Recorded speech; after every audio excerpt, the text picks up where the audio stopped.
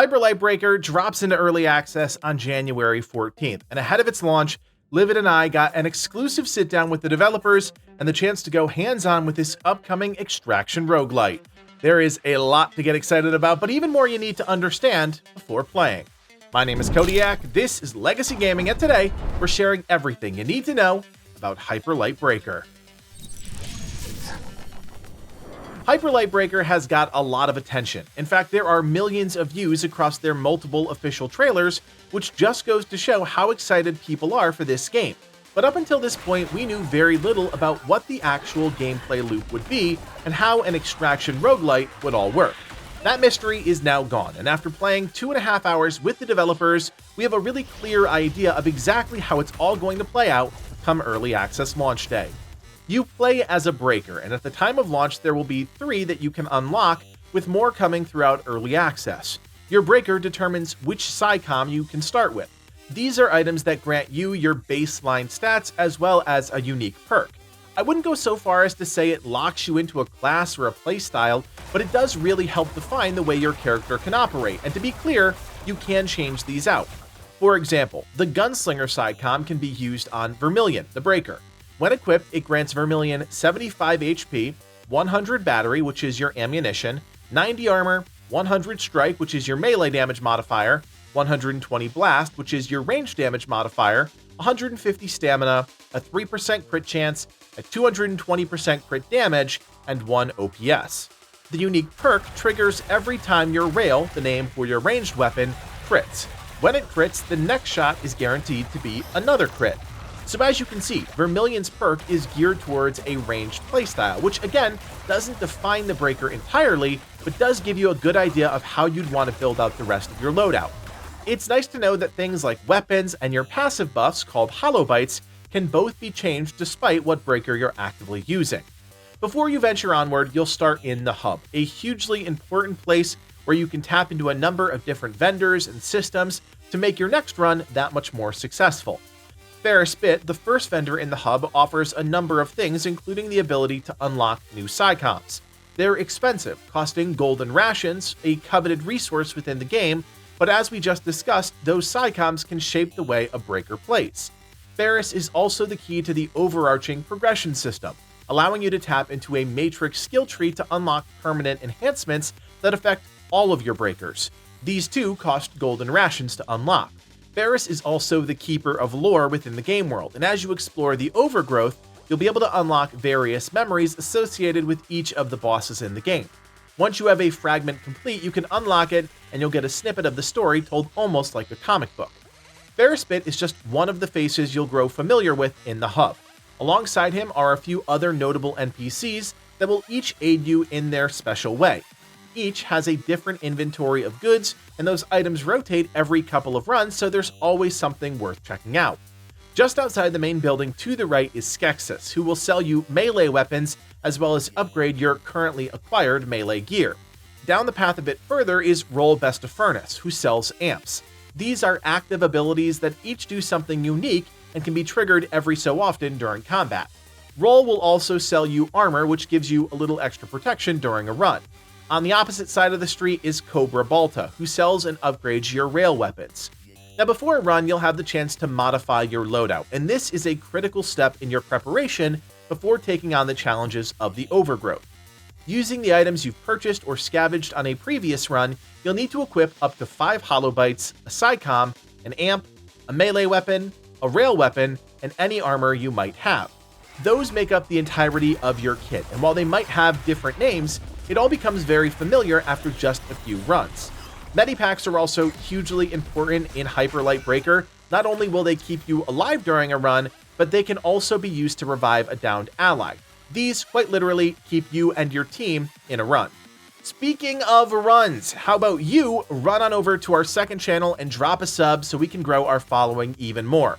We actually dropped a video earlier about Hyper Light Breaker that you might enjoy, so check that out and keep an eye on that space as we'll be dropping new reaction and trailer breakdowns every week. Let's now pivot and talk about the Overgrowth, the massive procedurally generated world you'll explore over the next few runs.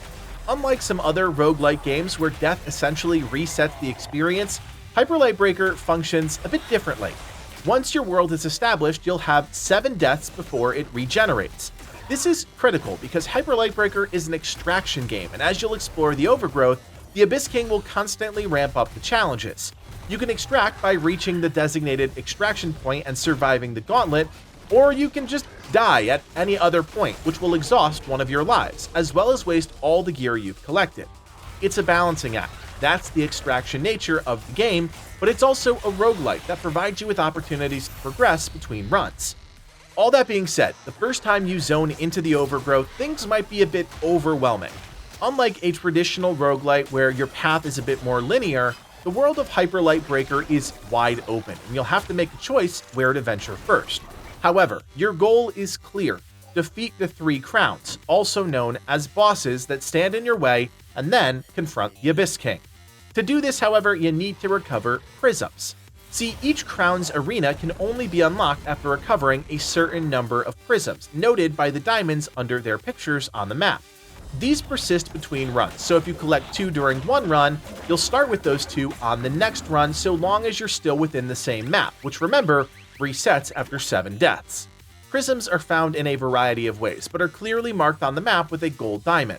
Sometimes you'll have to defeat a group of enemies, other times you'll have to scale a structure. It's really going to vary, but this is a required step to unlocking each of the boss's arenas. However, it's not the only thing you can do in the world, far from it. See, scattered across the map are a variety of points of interest, and these can reward you with a range of things like weapons, amps, hollow bites, and more. These things can be pivotal to your overall success because the more gear you collect and safely extract with, the more options you have during subsequent runs. But as I said before, the Abyss King will constantly ramp up the difficulty as you're exploring the overgrowth. Sometimes that manifests in randomly spawned in packs of enemies. Other times it's a giant meteor that creates a radiation zone that will quickly chip away at your health. Again, it's a balancing act, knowing when to extract and when to forge ahead because there's something else you need to consider when playing the game. Almost all of your gear can degrade. Underneath each item, you'll see a few small pips. Each one represents a death, and with each death, you get 1 pip closer to losing that item, permanently. And no, there's no way to repair this gear. It's a system designed to punish you if you're not careful, and while some might not like that, it makes perfect sense given the genre of the game. The only thing left to talk about at this point, remember, the game is dropping into early access, so things will change and evolve, is the action itself. Hyper Lightbreaker plays fast, with your breaker using a combination of melee and ranged weapons alongside your amp and a unique melee weapon ability which rounds out your kit. There's definitely an emphasis on melee action as the ranged weapons have a very limited supply of battery or ammunition. However, you can find a lot of ammunition during combat, you just have to actively pick it up. Your rail is powerful in whatever form it takes, but that limited ammunition means you can't just sit on the periphery of a fight. You'll have to get in there and do some dirty work, which is honestly the best place to be because Hyper Lightbreaker's melee combat is really enjoyable. It's fast, it's gritty, it's exactly what you'd expect from a roguelite, just in 3D, which is pretty cool. You have a double jump, which feels fantastic, as well as a dash, and you can use these in combination to really motor around the overgrowth. And if that wasn't enough, you also have a hoverboard and a glider, both of which are insanely useful when trying to move around. The biggest combat challenge is, as you might expect, staying alive, which is not easy given that enemy attacks of both the melee and ranged varieties can come from anywhere. It takes multiple runs to really train your brain to identify and even anticipate attacks from all around, and is most likely going to be the biggest difficulty players face. Luckily, you can have up to 2 other breakers with you during a run, which is another really interesting aspect of this game. In fact, Livid and I spent all of our preview time playing alongside the lead producer of the game, which not only helped us understand the game's basic systems, but also hammered home how fun the experience can be with the full team. There is scaling, however, so if you do want to go it alone, you're not going to face the same challenges as you would with a full squad of 3. Honestly though, having a team around you is huge, especially when you confront one of the game's bosses, or crowns. There will only be 2 at the start of early access, but each has a full array of challenging abilities that will test your skills dealing damage, but more importantly, dodging incoming attacks.